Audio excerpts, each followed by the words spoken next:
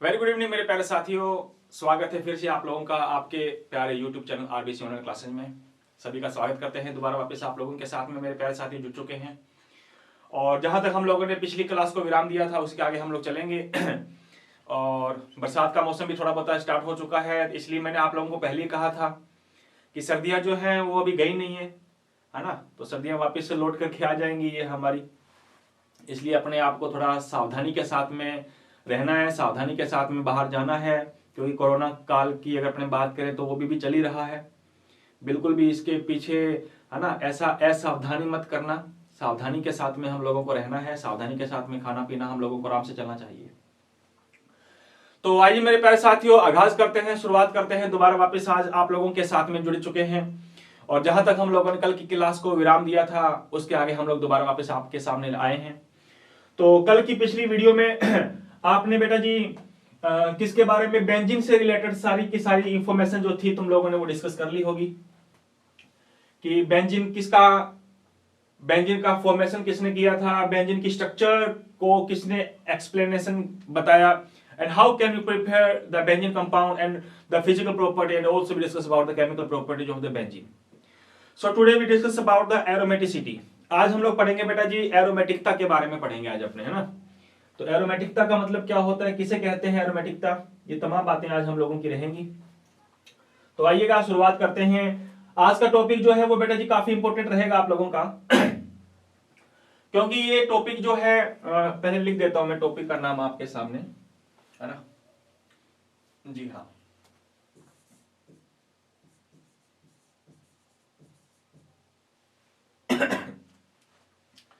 इधर लिख देते हैं अपन एरोमेटिसिटी।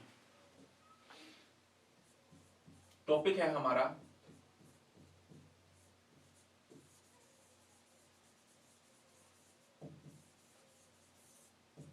एरोमेटिसिटी, बोले तो एरोमेटिकता।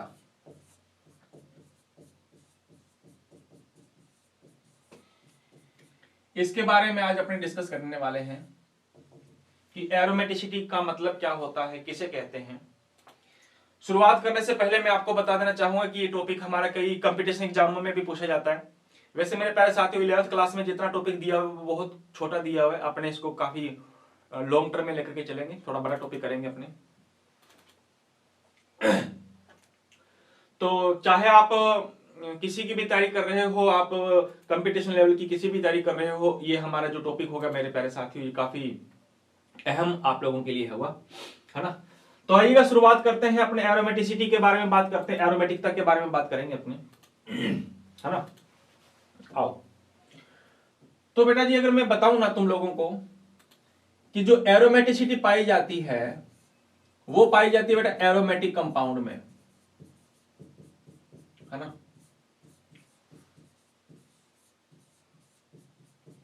जो एरोमेटिक कंपाउंड होते हैं उसमें पाई जाती है एरोमेटिक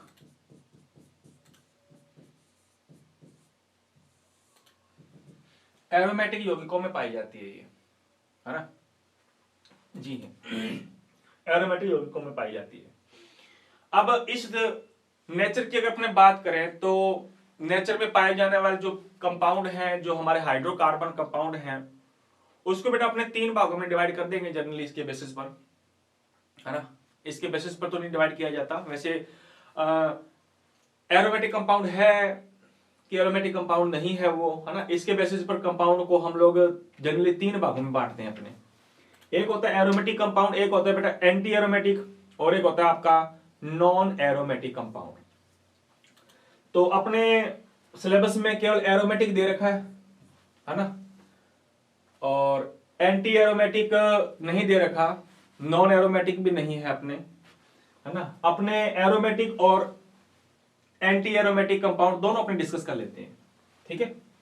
तो एरोमेटिसिटी के बेस पर अगर अपन बात करें बेटा जी तो एरोमेटिक कंपाउंड अपने जनरली 2 भागों में बांटे हैं। वैसे 3 टाइप के होते हैं, नॉन एरोमेटिक और होता है, लेकिन नॉन एरोमेटिक अपने डिस्कस नहीं करने वाले, अपने एरो और एंटी एरोमेटिक पढ़ लेंगे अपने एंटी एरोमेटिक कंपाउंड, है ना। एरोमेटिक और प्रति एरोमेटिक कंपाउंड।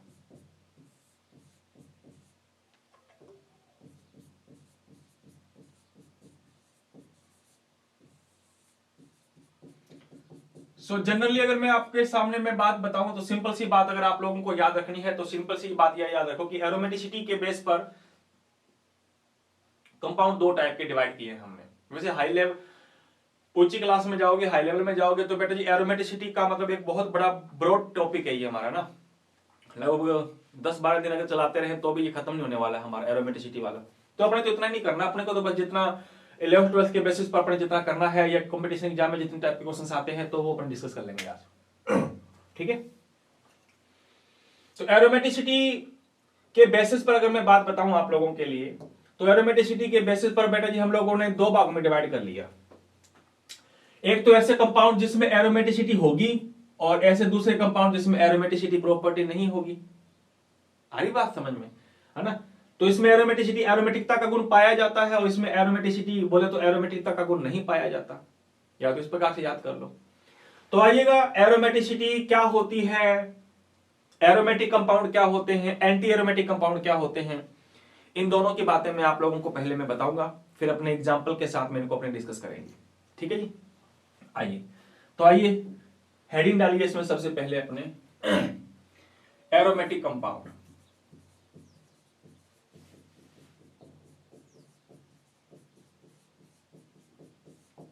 एरोमेटिक यौगिक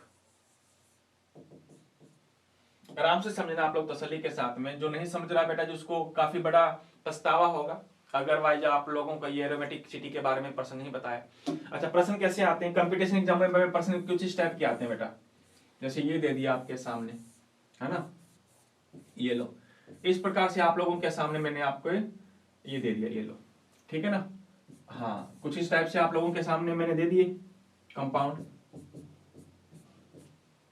ये लो, और पूछेगा कि बताओ इन चारों में से कौन सा कंपाउंड एंटी एरोमेटिक है ना। प्रश्न इस टाइप से आ जाते हैं हमारे, ए बी सी डी का अगर बेस पे क्वेश्चन आए तो ए आ गया, ये बी आ गया, ये सी आ गया, ये डी आ गया, ये सी आ गया, ये हमारा, है ना, और ये डी है। Identify the following, identify the anti aromatic compound following these, इनमें से प्रति एरोमेटिक यौगिक कौन सा होता है। इस टाइप का क्वेश्चन हम लोगों के सामने पुट अप किया जाता है। अब ऐसे क्वेश्चन को कैसे सोल्व करना है, किस टाइप से हम लोगों को इनको आसानी से सोल्व करेंगे, तो उसको पढ़ने से पहले अपने को ये बात करते हैं अपने। ठीक है जी, तो आइएगा शुरुआत करते हैं अपने एरोमेटिसिटी के बारे के अंतर्गत। तो बेटा जी पहला पॉइंट इसमें लिखना, पॉइंट नंबर पहला, एरोमेटिक यौगिक कौन से होते हैं। एरोमेटिक यौगिक वो होते हैं जिसमें एरोमेटिसिटी प्रॉपर्टी पाई जाती है ना। हाँ, which have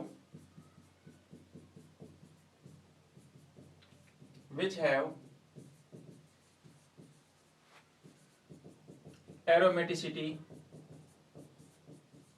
property, जिसमें एरोमेटिकता का गुण पाया जाता है उसको कहेंगे अपने एरोमेटिक यौगिक, है ना। हाँ, हिंदी में लिखना चाहो तो लिख लेना बेटा जी, जिनमें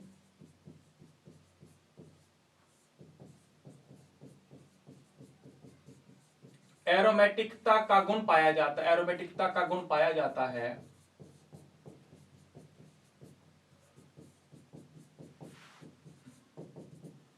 उन्हें एरोमेटिक यौगिक कहते हैं। पहली बात होगी, ठीक है, पहला पॉइंट हो गया हमारा। दूसरा पॉइंट, कुछ बातें हैं हमारी एरोमेटिक कंपाउंड की। दूसरी बात अगर लिखना चाहें तो हम लोग लिखेंगे, क्या लिखेंगे, दिस कंपाउंड, है ना, this compound must be cyclic and planar. ये जो कंपाउंड है बेटा, ये कंपाउंड कैसे होने चाहिए, साइक्लिक होने चाहिए, है ना जी। हाँ, लिख देते हैं यहां पे, साइक्लिक होने चाहिए एंड प्लेनर होने चाहिए। साइक्लिक का मतलब है चक्रीय होने चाहिए ना। हाँ, साइकिल बनना चाहिए इनमें। ये यौगिक चक्रीय तथा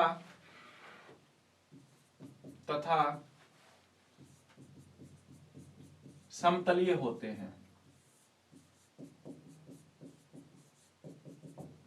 है ना। चक्कर का मतलब क्या होता है? चक्कर का मतलब है साइक्लिक होना चाहिए बेटा। साइक्लिक मतलब जैसे कार्बन ये रहा, कार्बन ये रहा, कार्बन ये रहा, कार्बन, देखो साइकिल बन रहा है कि नहीं बन रहा? जैसे ये कार्बन आ गया, ये कार्बन आ गया, ये कार्बन आ गया, ये देखो साइकिल बन रहा है कि नहीं बन रहा? ऐसे अपने बात करें इस प्रकार से, ये लो, ये हमारा कार्बन कार्बन कार्बन, देखो साइकिल बन रहा है। 6 कार्बन का हो सकता है, जरूरी नहीं है। साइकिल का मतलब चक्कर के रूप में होना चाहिए, ऐसे साइकिल का मतलब ऐसा होना चाहिए, ठीक है। हाँ, ये वाला पॉइंट हो गया आपका, ठीक है बात। अच्छा, नोट डाल करके तुम लोग लिखना चाहो ना तो उसमें लिख सकते हो, नोट डाल के लिख सकते हो। आप क्या लिख सकते हो? मैंने कहा था ये कंपाउंड चक्रीय होने चाहिए। अब इसका मतलब अगर कोई कंपाउंड चक्कर ये नहीं है, साइक्लिक नहीं है, तो वो एरोमेटिक नहीं हो सकता, है ना, वो एरोमेटिक नहीं हो सकता। तो याद रखना, an open chain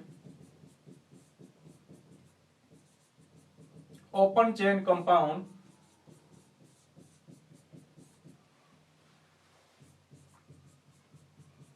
can't be aromatic.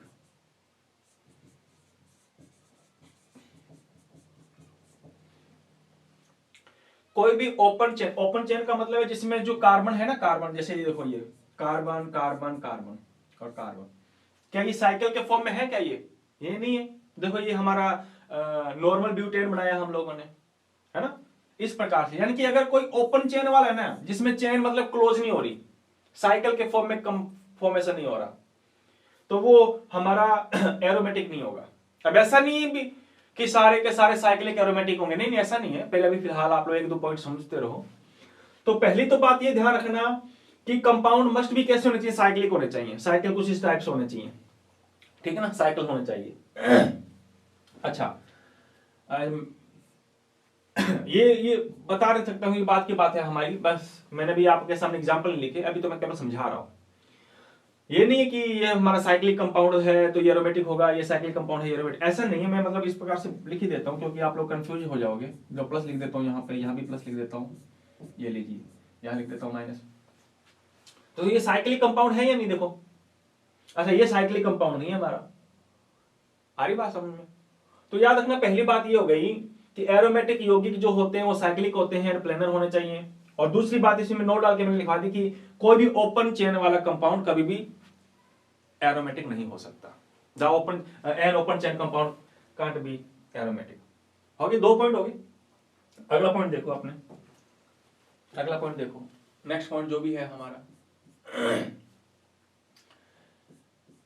हाँ जी, मतलब अगला पॉइंट क्या है, मैं लिखता हूं, in the aromatic compound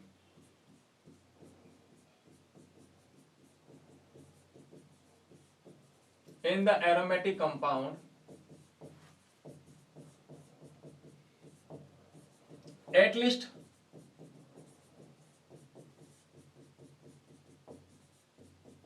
one ring is present। कहने की मेन बात यह कि एरोमेटिक कंपाउंड अगर है तो उसमें कम से कम एक रिंग होनी चाहिए, एक वलय होने चाहिए, है ना। हाँ, तो एक वलय का मतलब वलय कोई सी भी हो सकती है ना। एरोमेटिक यौगिकों में, एरोमेटिक यौगिक में एक वलय उपस्थित होनी चाहिए। अगर एक रिंग नहीं है, हाँ एक से ज्यादा है कोई बात नहीं चलेगा, लेकिन एटलीस्ट एक रिंग तो होनी चाहिए, होनी चाहिए। बात आई समझ में?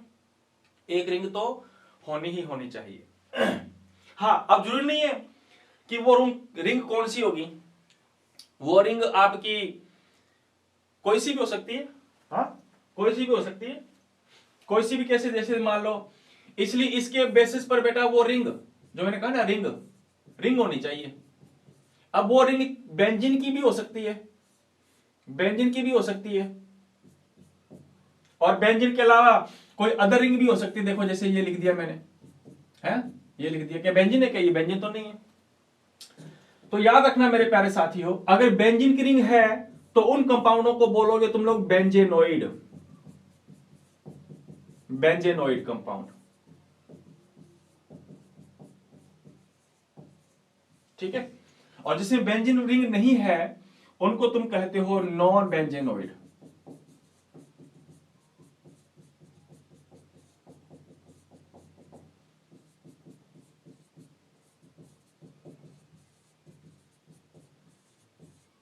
तो कहने की मेन बात, रिंग होनी चाहिए। अब रिंग कौन सी?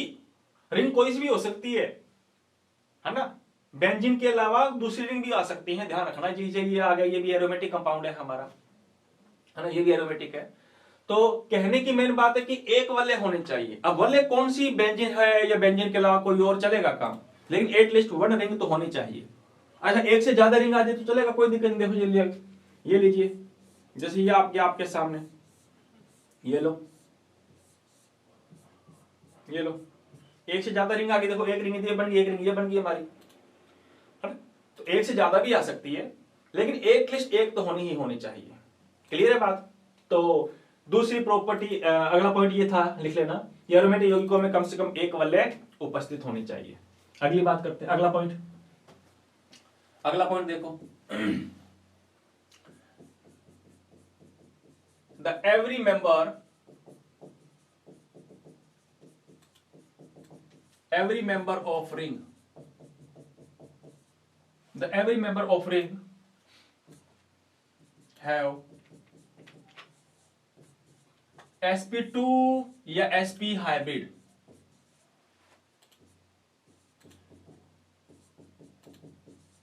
हाइब्रिडाइजेशन, मैंने कहा रिंग होने चाहिए। देखो ये रिंग, ये रिंग, ये रिंग, रिंग, है ना। तो जो रिंग है ना उस रिंग के जितने भी मेंबर, देखो एक मेंबर ये रहा, दूसरा मेंबर, तीसरा मेंबर, चौथा मेंबर, पांचवा मेंबर, छठा मेंबर। तो रिंग के जितने भी रिंग की बात कर रहा हूं मैं, रिंग के बाहर वाले नहीं, रिंग के अंदर वाले। तो रिंग के मेंबर जो है, रिंग जिन्होंने रिंग बनाई है, तो रिंग के एवरी मेंबर जो है ना बेटा, ये वाले sp2 संकृत या sp होने चाहिए। जनरली अपने को sp2 मिलेगा, sp भी हो सकते हैं, ध्यान रखना।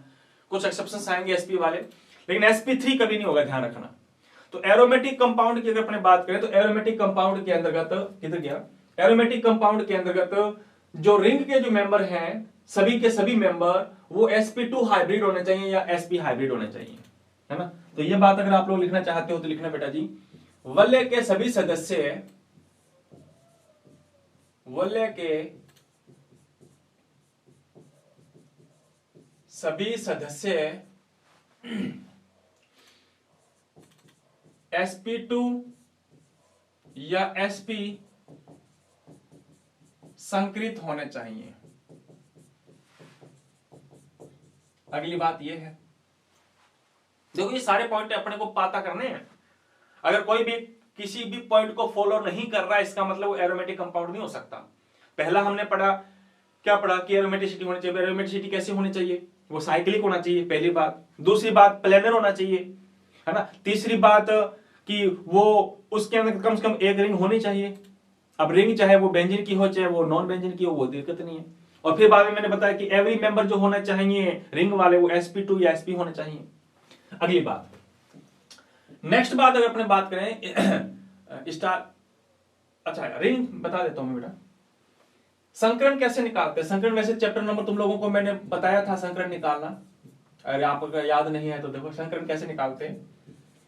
sp2 संकरण कब होगा और sp संकरण कब होगा। हाँ, तो संकरण निकालने का तरीका फंडा मैंने आपको बताया था कि sigma bond plus lone pair, है ना। सिग्मा बॉन्ड कितने हैं और लोन पेयर कितने हैं, उसके बेसिस पर हम लोग संकरण निकालते हैं। क्लियर है बात? हाँ जी। अगर सिग्मा बॉन्ड हमारे बेटा 3 है, लोन पेयर 0 है, तो sp संकरण आएगा।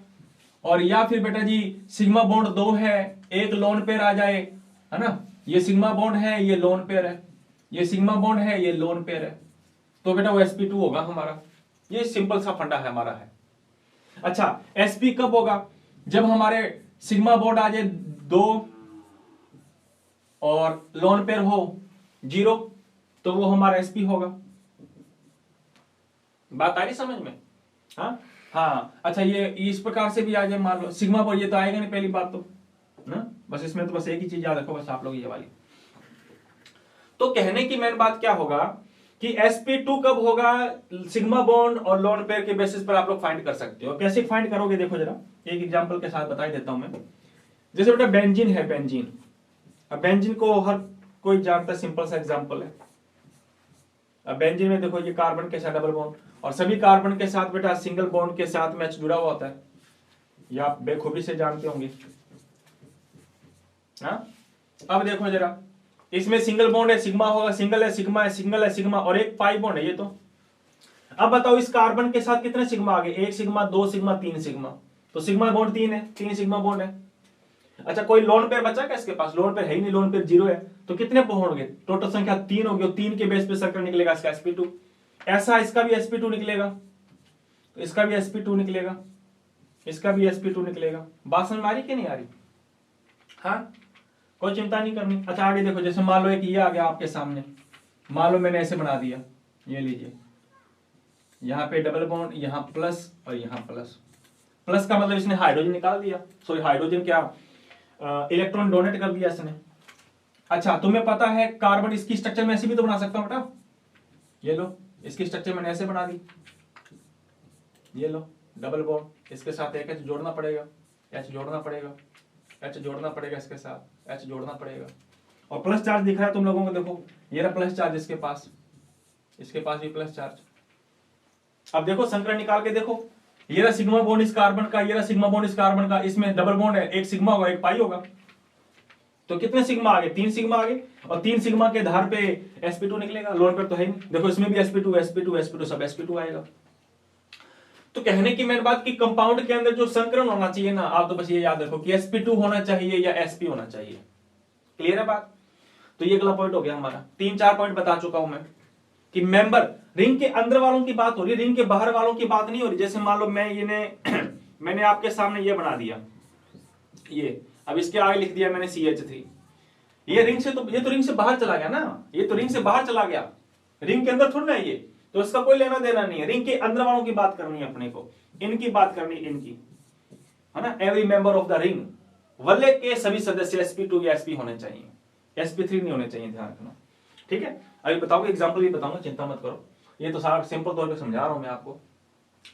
अगला पॉइंट लिखो, लास्ट एंड फाइनल, जो काफी इंपॉर्टेंट है हमारा अगला पॉइंट, है ना, द एरोमेटिक कंपाउंड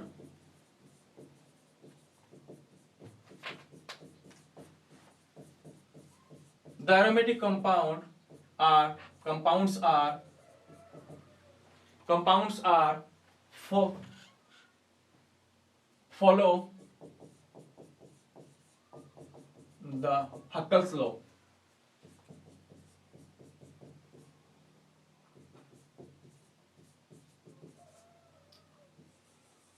Huckel's, देखो ये Huckel's लिखा ध्यान रखना, ठीक है, HUC,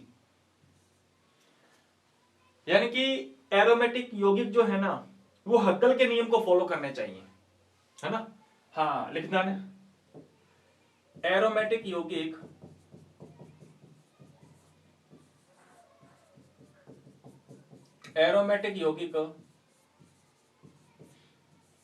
हक्कल के नियम की पालना करते हैं। अब ये हक्कल का नियम क्या कहता है, हाँ हक्कल का नियम क्या कहता है, सुनिएगा बेटा। हक्कल का नियम कहता है कि किसी कंपाउंड में,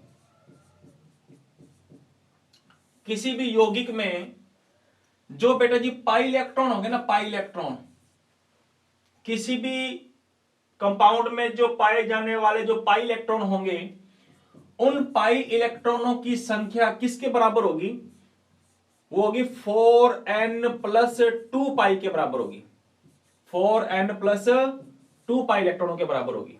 दोबारा फिर सुनो, किसी कंपाउंड में पाए जाने वाले जो पाई इलेक्ट्रॉन होंगे, वो पाई इलेक्ट्रॉनों की संख्या जो होगी, वो पाई इलेक्ट्रॉनों की संख्या किसके इक्वल होगी, 4n+2 पाई के इक्वल होगी। बस ये नियम है हमारा हक्कल का नियम, 4n+2 पाई के इक्वल होगी। ये हक्कल का नियम है।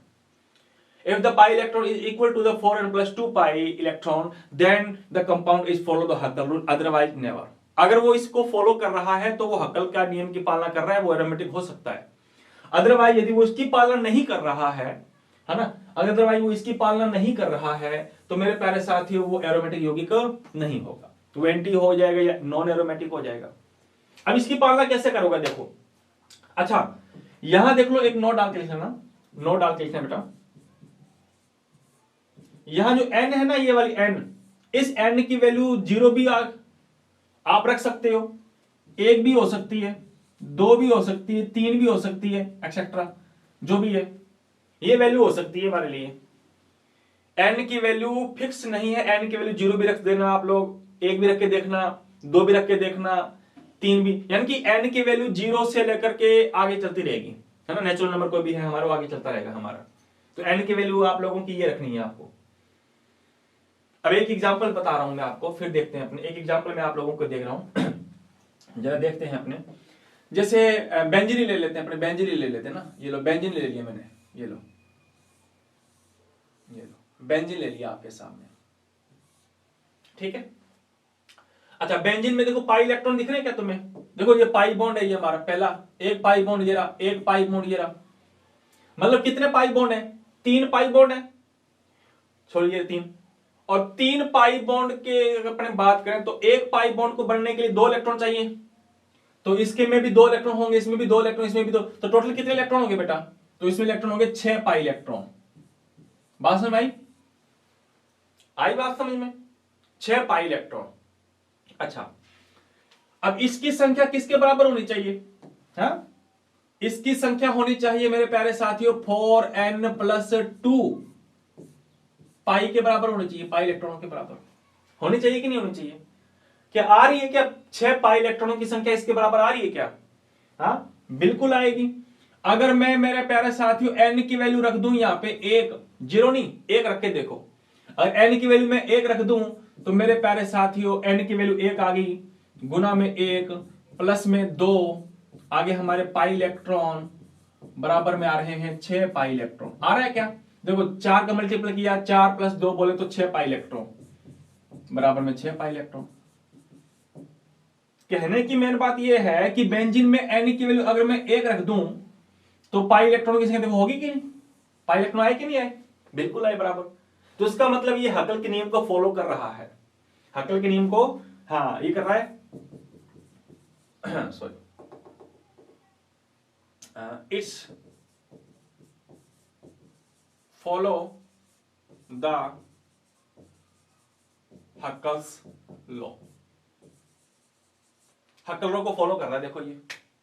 अच्छा इसको देखो, अब एक स्ट्रक्चर और बना रहा हूं आपके सामने। मान लो ये लीजिए, ये आ गया आपके सामने, हाँ ये लो, ये लो, ये आ गया आपके। इस नाम अभी मत लिखो, नाम बता दूंगा मैं इसका नाम क्या है, वो बाकी बात है।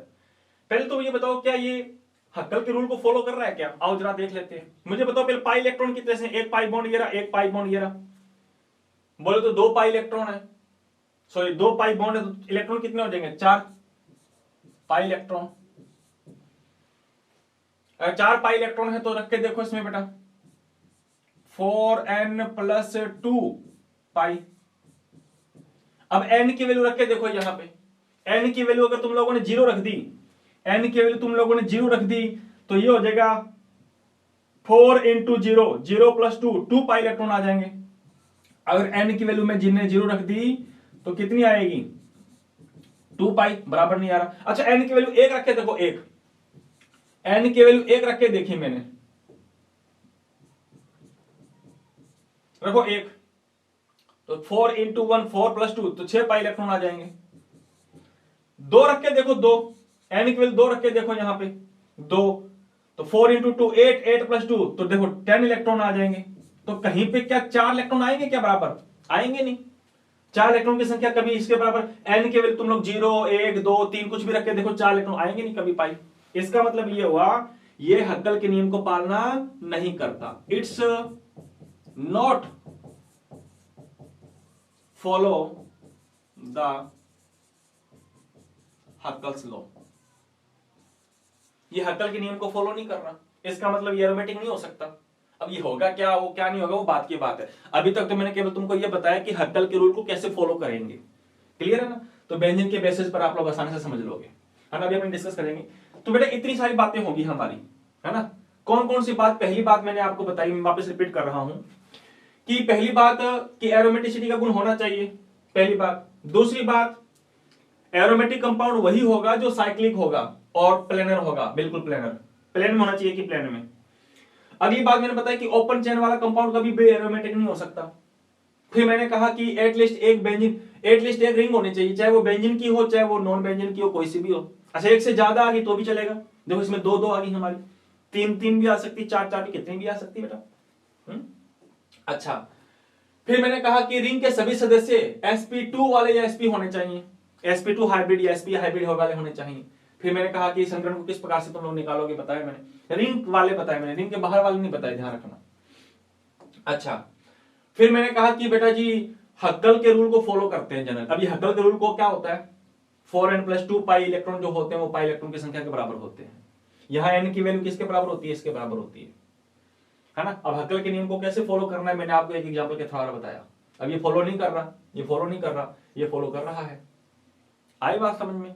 तो ये थी बात हमारी किसके बारे में, एरोमेटिसिटी के अंतर्गत एरोमेटिक कंपाउंड्स के बारे में।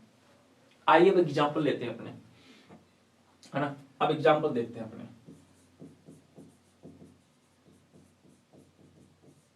एग्जांपल ऑफ एरोमेटिक कंपाउंड करें डिस्कस, आ जाओ। हाँ, एरोमेटिक यौगिकों के एग्जांपल देखो आप। तो पहला एग्जांपल तो आपके सामने बेंजीन ले ही लेते हैं अपने, हाँ ये लो बेंजीन को ही लेते हैं। अब बेंजीन की स्ट्रक्चर में अगर आपके सामने बनाऊं बेटा तो कैसे भी बना सकते हो आप बेंजीन। ये लो मैंने ऐसे बना दिया, एक दो में थोड़ा पूरा समझाऊंगा, बाकी आप लोग शॉर्टकट में चलेंगे अपने। पाई इलेक्ट्रॉन कितने हैं, एक ये रहा, एक ये रहा, एक ये रहा। और तुम्हें पता है प्रत्येक कार्बन के साथ में हाइड्रोजन जुड़े रहते हैं। यहाँ पे देखो, यहाँ पे हाइड्रोजन जुड़ा हुआ है, ये भी हाइड्रोजन जुड़ा हुआ है, इधर भी हाइड्रोजन जुड़ा हुआ है, इधर भी हाइड्रोजन जुड़ा हुआ है, ये भी हाइड्रोजन है, ये भी हाइड्रोजन है ना, बेंजीन है ये। पहली बात को फॉलो करते हैं अपने ना, थोड़ा मार्कर कर लेते हैं अपने पिंक का, ये लो। पहली बात साइक्लिक है, बिल्कुल है साइक्लिक, साइक्लिक है। प्लेनर है, बिल्कुल प्लेन। प्लेनर का मतलब क्या होता है बेटा, मैं बताता हूं। प्लेनर का मतलब होता है एक प्लेन में होना चाहिए। देखो ये बोर्ड जैसे आपको दिखाई दे ना, बिल्कुल। अब इस बोर्ड की अगर अपने बात करें तो बिल्कुल प्लेन में ये हाइड्रोजन देखो ऐसे प्लेन के साथ जुड़ा हुआ है, ऐसे बिल्कुल इसी प्लेन में, बिल्कुल प्लेन में चल रहा है, एक ही प्लेन में है सारे के सारे। इस प्लेन से कोई आपकी बाहर की तरफ हाइड्रोजन नहीं है या पीछे की तरफ नहीं है। मान लो यहाँ पे दो हाइड्रोजन होते, दो हाइड्रोजन, तो ये दो हाइड्रोजन से प्लेन में नहीं होते, वो फिर ऐसे होते, एक आगे की तरफ होता है ऐसे और एक पीछे की तरफ होता। समझ रहे हो कि नहीं समझ रहे हो? लेकिन एक दो हाइड्रोजन होते बेटा, तो इसमें एक हाइड्रोजन आगे की तरफ होता है, एक पीछे की तरफ होता है। 3D स्ट्रक्चर की अपने बात करेंगे अपने तो वो प्लेनरिटी शो नहीं करता, वो प्लेनर नहीं होता, वो नॉन प्लेनर हो जाता। लेकिन यहाँ पे एक हाइड्रोजन तो बिल्कुल प्लेन में है, बिल्कुल, यानी कि ये बिल्कुल प्लेन की अगर अपने बात करें तो एक समतल तौर पे बिल्कुल एक ही लाइन में है सारे के सारे, एक प्लेन पर, कोई प्लेन से ऊपर नहीं निकला हुआ, ये प्लेन से नहीं नीचे नहीं निकला हुआ। आई बात समझ में? अच्छा, दो हाइड्रोजन होते तो मैंने बता दिया आगे की तरफ होता है पीछे, तो प्लेनरिटी शो नहीं करता। क्लियर ना? अच्छा, साइक्लिक भी है, प्लेनर भी हुआ, पहली बात होगी। रिंग है, रिंग दिख ही रही है अपने को, रिंग भी है। अच्छा, साइक्लिक है तो रिंग तो होगी ही होगी। हाँ, दूसरी बात। अच्छा, तीसरी बात, सारे मेंबर कैसे हैं, sp2 है, देख लो काउंट करके देख लेना आप लोग सारे के साथ। देखो sigma bond sigma bond sigma bond, 3 sigma bond बोले तो sp2, ये भी sp2, ये कार्बन भी sp2। हमने रिंग वाले कार्बन, रिंग वाले एटम देखने, रिंग से बाहर वाले एटम नहीं देखने बेटा। रिंग से बाहर वाले एटम्स को अपने को डिटरमाइन नहीं करना। क्लियर है बात? अच्छा, आओ फिर आगे चलते हैं अपने। sp2 होना चाहिए। नंबर तीसरा, हक्कल के नियम को फॉलो कर रहा है क्या? अभी बताया था मैंने, हक्कल के नियम को फॉलो करता है, बिल्कुल फॉलो कर रहा है। हाँ, फॉलो द हक्कल रूल। हक्कल नियम क्या कहता है, 4n+2 पाई इलेक्ट्रॉन होने चाहिए। तो इसमें 6 पाई इलेक्ट्रॉन है या नहीं? बिल्कुल है। तो n की वैल्यू रखो यहाँ पे 1, तो n की वैल्यू 1 रखोगे तो मुझे लगता है 6 पाई इलेक्ट्रॉन आएंगे इसमें। तो कहने की मेन बात यह है कि इसमें 6 पाई इलेक्ट्रॉन है, 6 पाई इलेक्ट्रॉन है। तो मेरे प्यारे साथियों ये एक एरोमेटिक कंपाउंड है हमारा। कौन सा है? ये एरोमेटिक कंपाउंड है। कौन? बेंजीन। ठीक है, बेंजीन एक प्रकार का एरोमेटिक कंपाउंड है। आओ एक दो एग्जांपल और लेते हैं अपने, चलें इसके आगे, आ जाओ एक दो एग्जांपल अपने और लेते हैं। दूसरा एग्जांपल देखो आप, ये लो, ये ले लिया मैंने दूसरा एग्जांपल, ये दूसरा एग्जांपल ले लिया। इसका नाम क्या है? इसका नाम लिखना चाहो तो लिख दो, लिखने की आवश्यकता नहीं है अपने को। इसका नाम है साइक्लो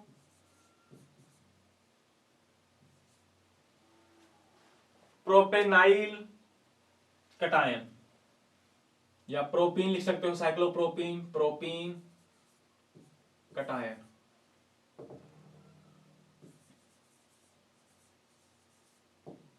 कटायन है ना, या साइक्लोप्रोपेनाइल कटायन भी बोला जाता है इसको, हम लोग ध्यान रखना, साइक्लोप्रोपिनाइल कटायन है ना, ये ध्यान रखना। या इसको ये भी कह दो, कोई दिक्कत नहीं, आप लोग तो इतना डीप में नहीं जाना अपने को, तो नाम याद करने की जरूरत है नहीं। अच्छा मैं क्यों बताऊं, पहले पॉइंट नंबर पहला, साइक्लिक है, बिल्कुल है साइक्लिक। प्लेनर, बिल्कुल प्लेनर है, ये प्लेनर एक ही प्लेन में होंगे। अच्छा प्लेन में पता कैसे चलेगा? देख लो, बना लो ना तुम, देखो कार्बन है, एक कार्बन ये रहा, एक कार्बन ये रहा, एक कार्बन, अच्छा डबल बॉन्ड आ गए, यहाँ पे डबल बॉन्ड आ गए। अब इसके साथ एक हाइड्रोजन जोड़ना, वो इसी प्लेन में आएगा कि नहीं आएगा? अब इसमें भी एक हाइड्रोजन इसी प्लेन में आएगा। अब इसमें देखो एक प्लस चार्ज है, प्लस का मतलब है एक इलेक्ट्रॉन गया हुआ है, लेकिन एक हाइड्रोजन तो है, ये लो प्लेन में, एक बिल्कुल प्लेन में। अच्छा काश अगर यहाँ पे दो इलेक्ट्रॉन, दो हाइड्रोजन होते, दो हाइड्रोजन, तो एक वो प्लेन से बाहर आ जाता और एक प्लेन के पीछे चला जाता, मतलब वो प्लेनर नहीं होता, लेकिन ये तो प्लेनर है हमारा, हाँ बिल्कुल प्लेनर। दूसरी बात रिंग तो है ही इसमें, रिंग भी है, और रिंग के सभी मेंबर sp2 आएंगे, देख लेना sp2 आएंगे, निकलेंगे। अगली बात, हक्कल के रूल को फॉलो कर रहा है, ये बिल्कुल हक्कल के रूल को फॉलो कर रहा है। हाँ n की वैल्यू 0 रख के देखो जरा, n की वैल्यू 0 रख के देखो, तो 4n+2 पाई इलेक्ट्रॉन होते हैं। हाँ, और इसमें पाई इलेक्ट्रॉन कितने दिख रहे हैं तुम्हें? ये 2 पाई इलेक्ट्रॉन, हाँ ये 2 पाई इलेक्ट्रॉन है हमारे। तो ये आ जाएगा बेटा 4 × 0+2, बोले तो 2 पाई इलेक्ट्रॉन बराबर 2 पाई इलेक्ट्रॉन, पाई इलेक्ट्रॉन बराबर आ रहे हैं। इसका मतलब ये हमारा कौन सा होगा? एरोमेटिक कंपाउंड होगा हमारा। हाँ बात समझ में आई कि नहीं आई? तो लिख देता हूं मैं यहां पे, बोले तो ये 2 पाई इलेक्ट्रॉन है, और कैसा है? एरोमेटिक है ना, कोई दिक्कत? एक दो एग्जांपल में थोड़ा डिटेल से समझाऊंगा, फिर अपने शॉर्टकट में चलेंगे अपने। एक दो एग्जांपल और देखो आप, एक दो एग्जांपल और देखो आप, ये लो, ये ले लिया,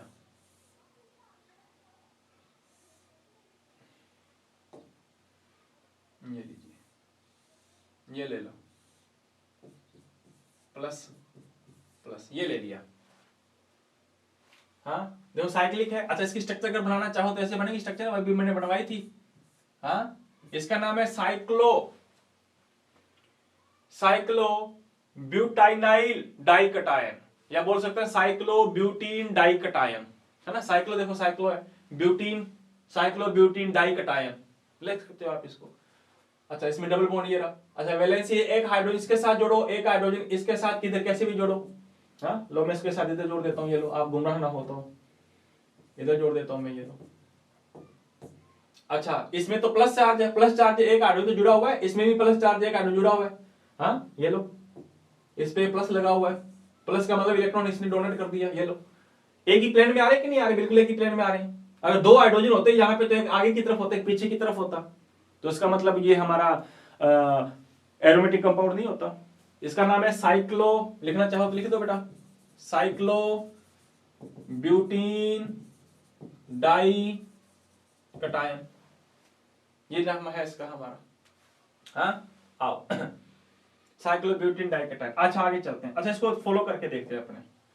पहली बात, साइक्लिक है, बिल्कुल है साइक्लिक। प्लेनर है, बिल्कुल है प्लेनर, प्लेनर भी है। sp2 हाइब्रिड है, रिंग भी है, sp2 हाइब्रिड भी है, सारे देख लेना sp2 हाइब्रिड आएंगे। हक्कल के रूल को फॉलो कर रहा है क्या? n की वैल्यू रखो 0 बेटा, n की वैल्यू 0 रख के देखो, तुम लोग निकाल सकते हो, निकाल के बताओ जरा। मैं ब्लैक ले लेता हूं।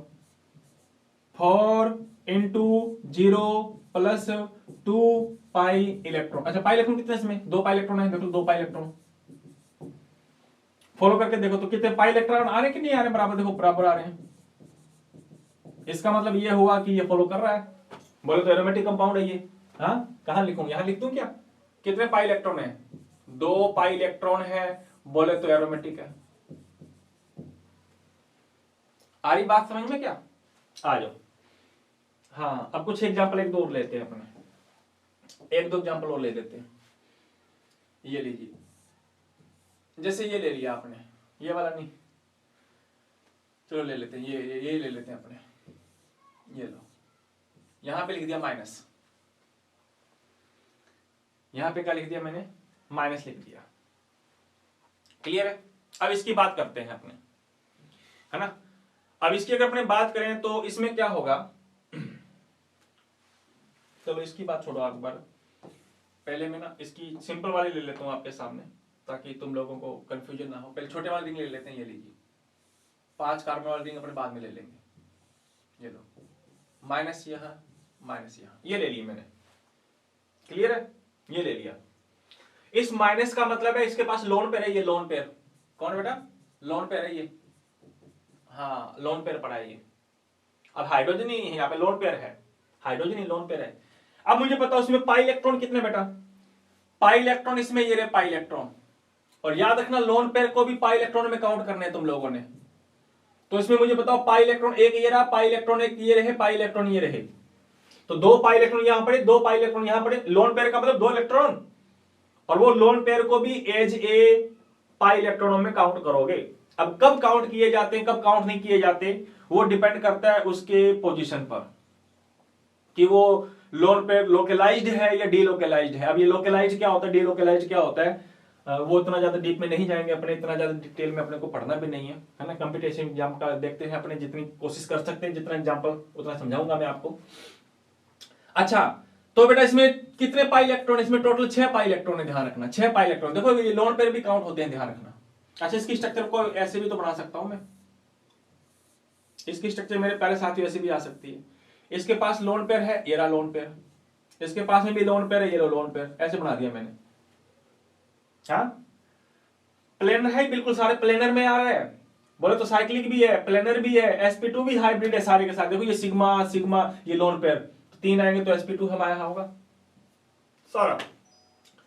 6 पाई इलेक्ट्रॉन आगे आ रहे। क्या हक्कल के रूल को फॉलो करेगा क्या ये? बिल्कुल करेगा। रखो n की वैल्यू 1 रखे, देखो 1, तो n की वैल्यू 1 रखोगे तो मेरे प्यारे साथियों 4 इंटू 1 प्लस 2, बोले तो कितने पाई इलेक्ट्रॉन आ गए हमारे? 6 पाई इलेक्ट्रॉन आए कि नहीं आए? और 6 पाई इलेक्ट्रॉन है इसमें, 6 पाई है। देखो 2 ये रहे, 2 ये रहे, 2 ये रहे, तो इसका मतलब ये हमारा कौन सा होगा? ये एरोमेटिक कंपाउंड होगा हमारा। क्लियर है बात? क्या होगा? Aromatic compound. अच्छा, इसके आगे चलते हैं अपने, तो फिर इसको बताओ जल्दी से, इसको बताओ। यहां लिख दिया मैंने माइनस माइनस, ये लो। देखो अब देखिए, पाई इलेक्ट्रॉन ये रहे, पाई इलेक्ट्रॉन ये रहे, और पाई इलेक्ट्रॉन ये रहे, तो कितने पाई इसमें? 6 पाई इलेक्ट्रॉन है या नहीं है? 6 पाई इलेक्ट्रॉन है, इसका मतलब ये एरोमेटिक कंपाउंड है। आ रही बात समझ में? अच्छा, एरोमेटिक के लिए खास बात क्या रखनी है बेटा? एरोमेटिक के लिए खास बात ये रखनी है कि n की वैल्यू अगर 0 रखना, 1 रखना, 2 रखना, 3 रखना, ऐसे रखना, एक्सेट्रा जो भी है। तो मेरे प्यारे साथियों, इसमें पाई इलेक्ट्रॉन जो आएंगे ना, पाई इलेक्ट्रॉन, वो या तो 2 आएंगे, या 6 आएंगे, या 10 आएंगे, या 14 आएंगे, या ऐसे आएंगे, या फिर अपने 18, ऐसे। मतलब 4-4 का डिफरेंस है, 4-4 का। देखो 4-4 का डिफरेंस है।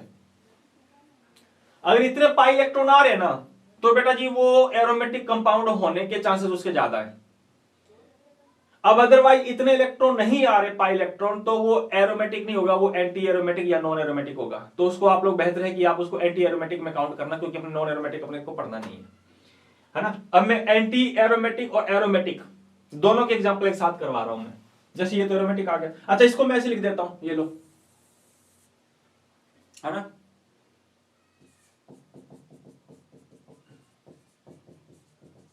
अदर एग्जांपल, अब इसको मैंने ऐसे लिख दिया, ये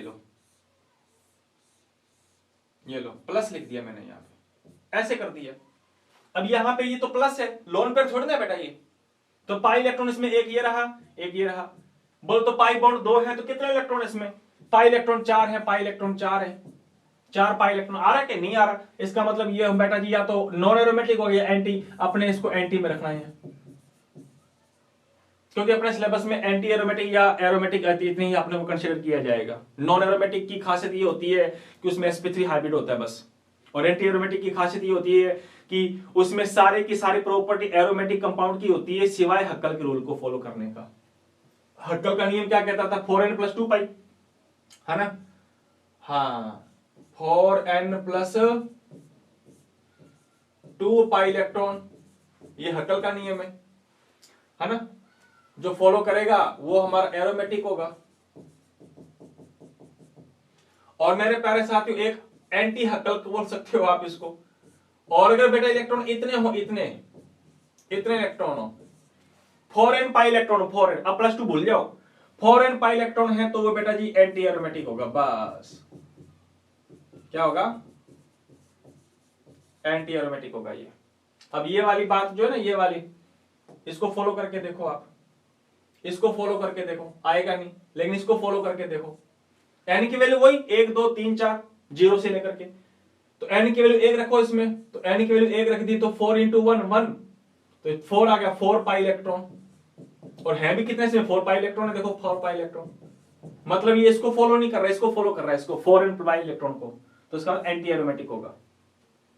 ये एंटी एरोमेटिक अपने सिलेबस में नहीं दे रखा है, नहीं तो मैं करवा देता आप लोगों का। तो जितने एग्जांपल आप लोगों के बुक में नहीं दे रखे उससे ज्यादा ही करवा रहा हूं आप लोगों का। अच्छा आगे चलते हैं अपने, अब मैंने आप लोगों को एग्जांपल अलग करवाने हैं। लो आज अब शुरू करते हैं अपने, 5-7 मिनट की क्लास और लेते हैं, फिर अपने आगे चलते हैं। आ जाओ, ये अब इसमें से पहचानना है तुम लोगों को कि कौन सा एरोमेटिक है और कौन सा एंटी एरोमेटिक है, ठीक है, पहचान लोगे, ये लो।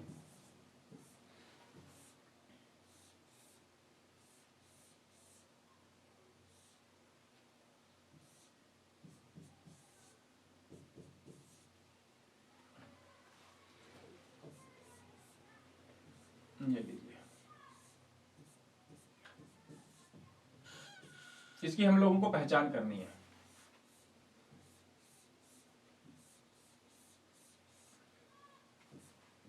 Which is aromatic and which is non-aromatic?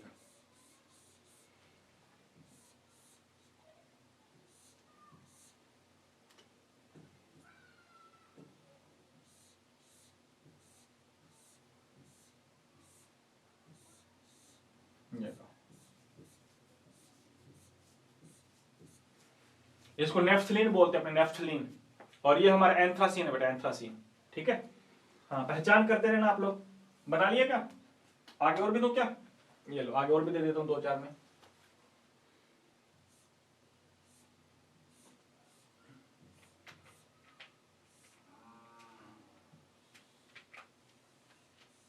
ये लो 7 कार्बन और ले लिया तुमने।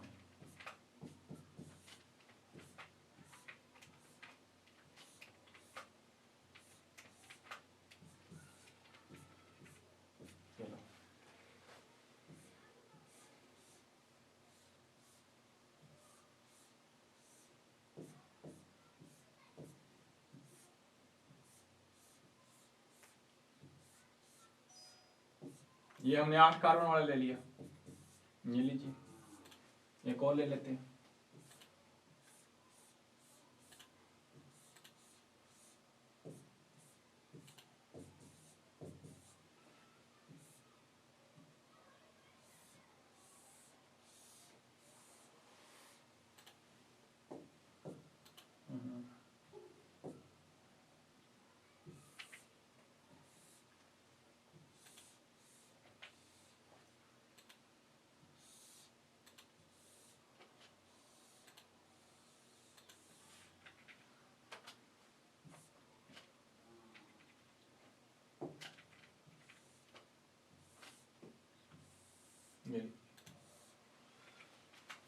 तो जितने भी मैंने एग्जांपल आपको दिए हैं ना, हो करके देख सकते हो क्या आप, हाँ कौन सा एंटी एरोमेटिक होगा, कौन सा एरोमेटिक होगा।